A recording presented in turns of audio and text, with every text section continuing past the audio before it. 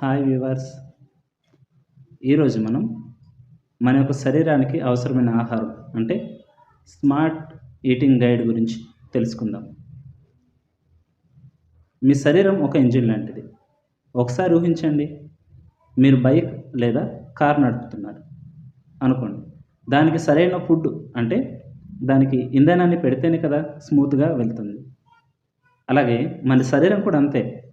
సరైన ఆహారం పెట్టకపోతే అలసట, బరువు సమస్యలు, రోగాలు అనేది మనం చూస్తూ ఉంటాం.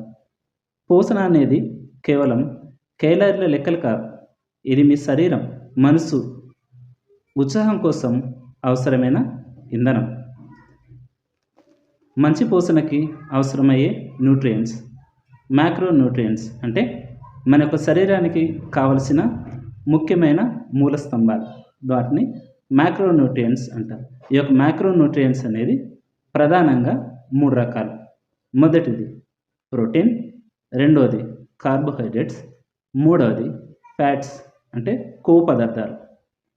ప్రోటీన్స్ అనేవి కండరాల నిర్మాణానికి మరియు మనకి ఎక్కడైనా యాక్సిడెంట్ అయినప్పుడు ఆ గాయాలు మాన్పడానికి ఈ యొక్క ప్రోటీన్స్ అనేవి అవసరమవుతాయి.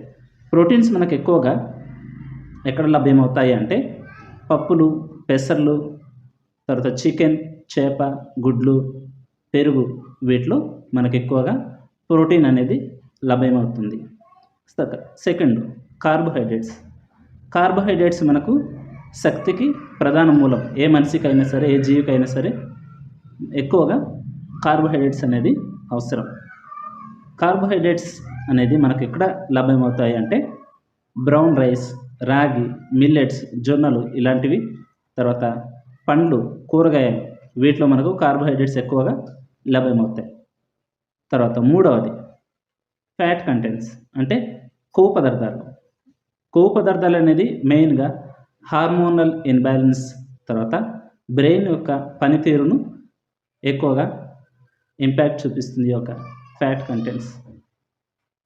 తర్వాత కణాల ఆరోగ్యం కోసం కూడా ఇది బాగా ఎక్కువ పనితీరుని కనపరుస్తుంది. అసలు ఈ యొక్క